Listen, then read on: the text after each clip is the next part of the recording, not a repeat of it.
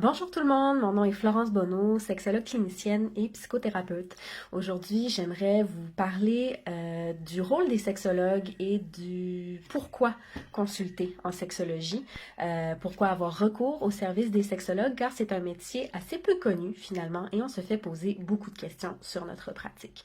Alors évidemment, ma vidéo aujourd'hui ne vise pas à recenser la totalité des actions que les sexologues peuvent poser dans leurs différents métiers, mais au moins, ça va vous donner les outils pour savoir si vous pourriez ou si vous êtes amené à se consulter, si vous voudriez choisir un sexologue ou non.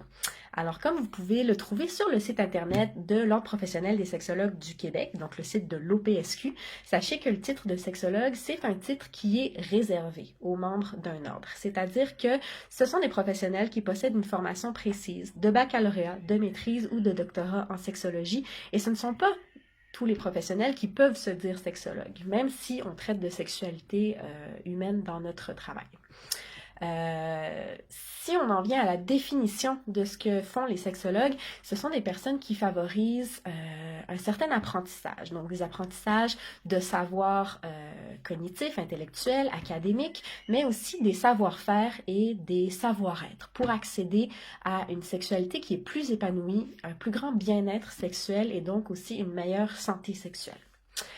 Ce sont des gens qui peuvent offrir des services auprès d'individus, donc vraiment face à face ou à une personne en particulier, mais aussi à des couples, à des familles et éventuellement à des organismes communautaires, des milieux cliniques, des milieux scolaires et des organismes gouvernementaux également. Donc tout cela, ça amène les sexologues à travailler plus ou moins avec des grands groupes ou avec des individus.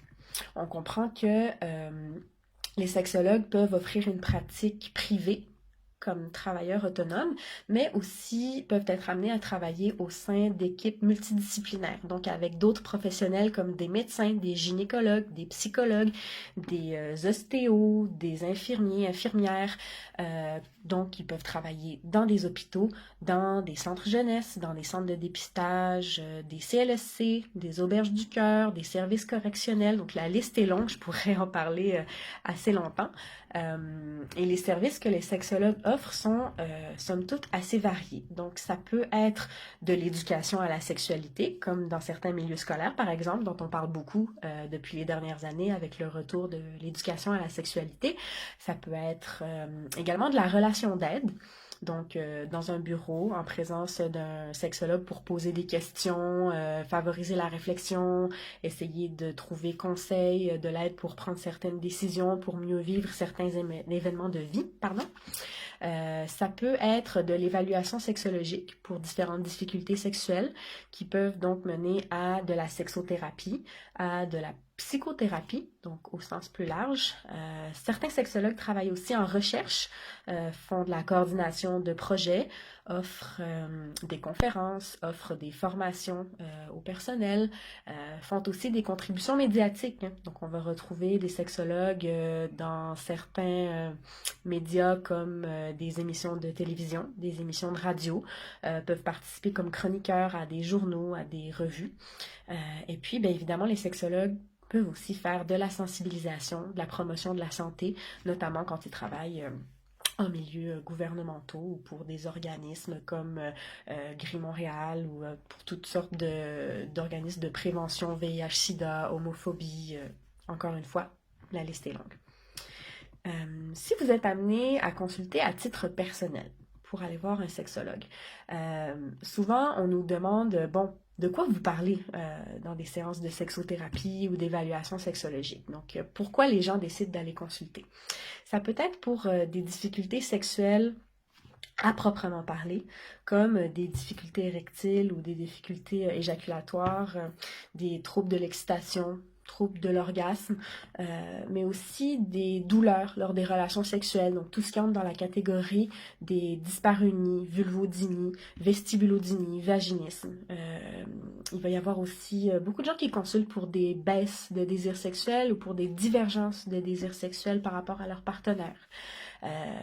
Il peut y avoir baisse de désir, mais il peut aussi y avoir un manque total d'intérêt pour la sexualité ou du dégoût.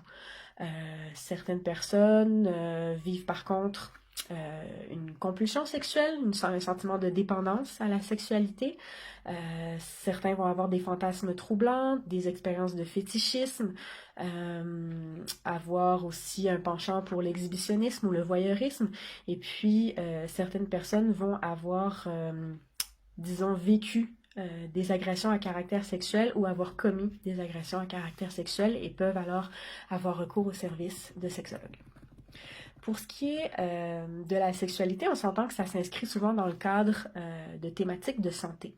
Donc, notre sexualité peut être affectée dans des contextes comme une grossesse ou une expérience d'infertilité, une fausse couche, un avortement, des traitements médicaux comme ceux en oncologie dans le cadre de maladies comme le cancer.